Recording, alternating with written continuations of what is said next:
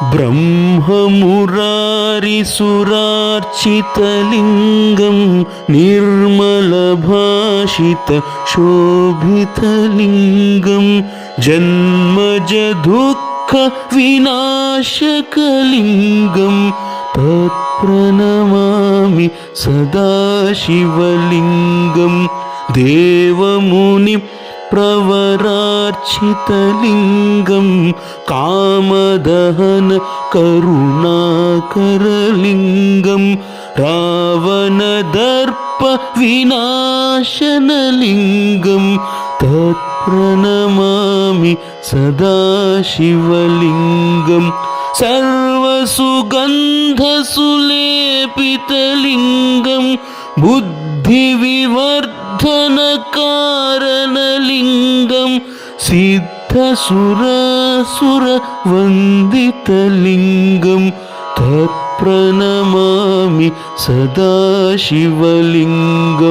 कनकमहामणिभूषितलिङ्गं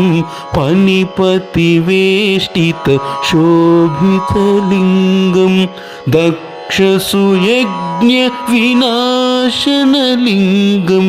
तत्प्रणमामि सदाशिवलिङ्गं कुङ्कुमचन्दनलेपितलिङ्गं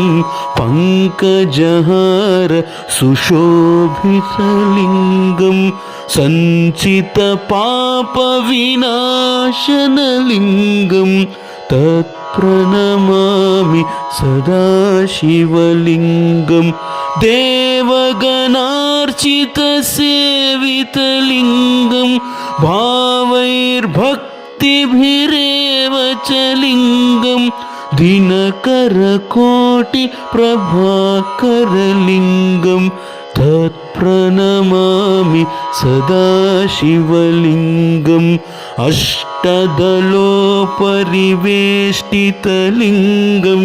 सर्वसमुद्भवकारणलिङ्गम्